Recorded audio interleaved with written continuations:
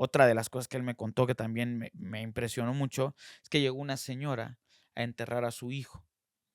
Igualmente pidió un espacio un poquito más grande porque les dijo, por favor hágame un espacio porque en unos días voy a traer a su hermano. Su hermano estaba vivo, pero eran gemelos. Habían sufrido un accidente, pero ella sabía que el hecho de que un gemelo se muriera era muy posiblemente que se llevara al otro. Y así pasó. O sea, realmente fue una cuestión de una semana y son historias que están ahí que no te imaginarías y que tal vez no tienen que ver con el mundo paranormal, pero el mundo de los vivos es muy interesante. Claro, qué interesante. Aprovechando que estamos hablando de la muerte, ¿tú crees tú qué crees que hay después de la muerte? Es una situación un poco complicada.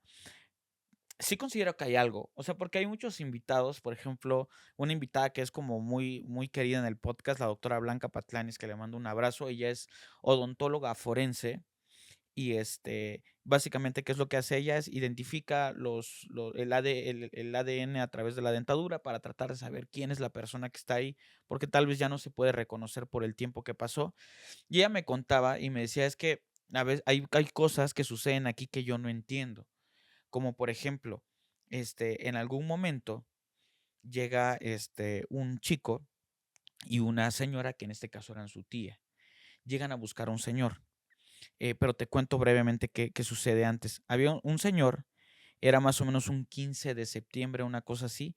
Él era contratista y ese día él se dirigía a pagar los sueldos de las personas y regularmente, en ese tipo de construcciones, pues, se paga mucho en efectivo a los albañiles y todo Claro. esto, y él llevaba el dinero, pero el chiste es que fue asaltado y le quitaron la vida.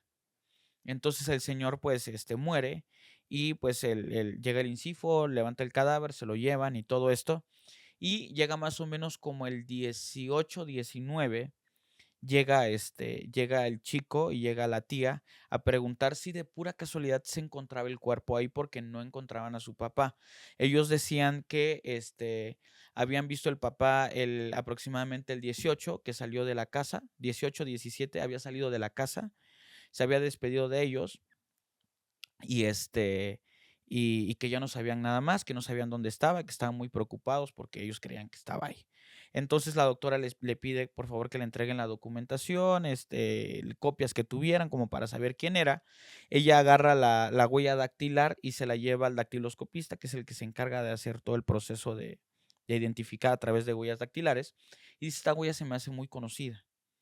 Y entonces la doctora sale y les dice a ellos: "Oigan, miren, todo coincide con lo que me están diciendo, pero tenemos un pequeño detalle.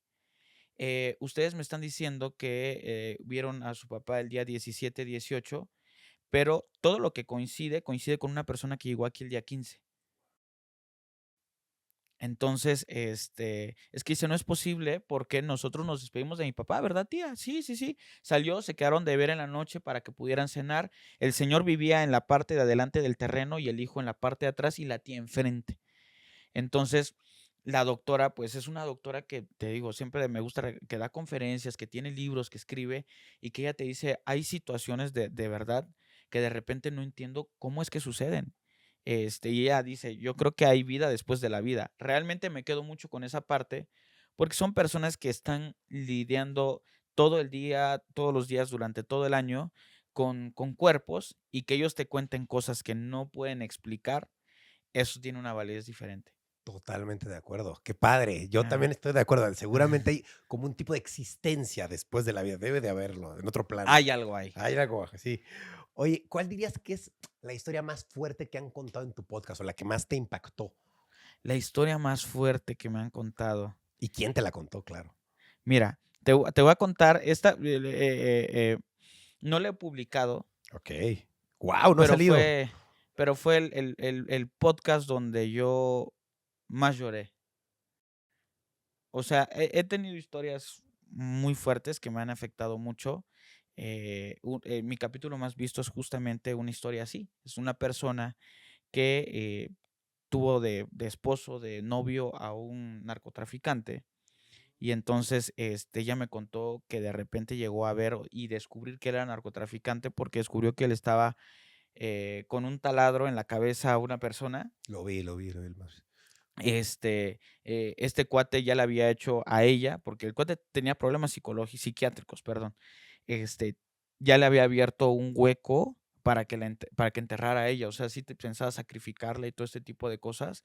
Y la verdad son historias impactantes, pero en particular esta que grabé para mí fue como de lo peor que yo pude haber grabado porque había acabado de grabar el podcast, tenía media hora y yo seguía llorando. Esto fue con las mamás que buscan a sus hijos. Las madres buscadoras para mí tienen estas historias desgarradoras porque de alguna u otra manera puedes sentir un poco del dolor que ellas tienen, y te platican cómo desaparecieron sus familiares. Y entonces tú te empiezas a espejear y dices, eh, una de ellas estaba hablando con su hijo por teléfono, el hijo iba en el colectivo, pasó por la calle donde vive su mamá y le dijo, mamá, ahorita te marco porque voy a subir aquí al cerrito, no va a haber tanta señal y ya bajo en unos 15 minutos. Pues en ese lapso al cuate lo bajaron del colectivo, el colectivo quedó ahí arrumbado y no sabe absolutamente nada de él.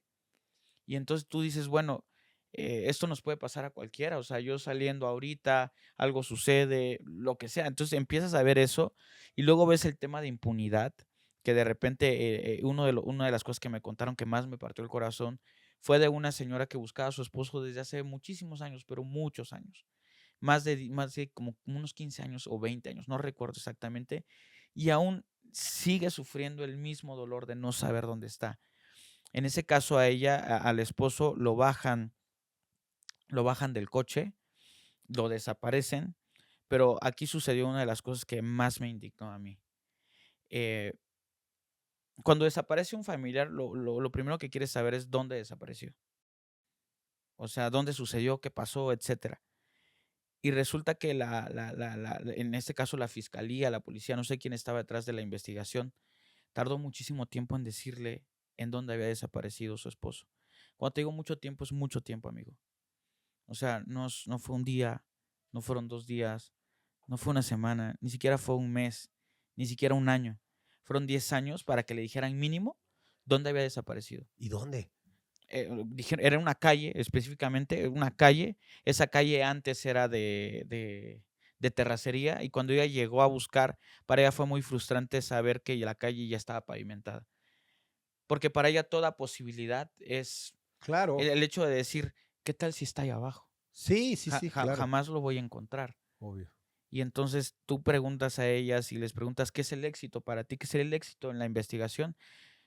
Ya no importa si es con vida o sin vida. El punto es saber qué sucedió, saber que están bien. Entonces hay muchas historias muy fuertes y ese capítulo en lo particular, pues son de los capítulos que te ponen a pensar si lo publicas o no lo publicas, ¿no? Sí, obvio. Porque ellas son de una zona muy específica, una zona muy chiquita que tienen un grupo, un grupo de crimen organizado muy pequeño que seguramente van a saber que se trata de ellos. Entonces, de repente te pones a pensar en ti o te pones a pensar en ellas, ¿no? De qué les puede suceder por estar difundiendo estas cosas. Entonces es complicado, amigo. Es Claro. un tema muy complicado.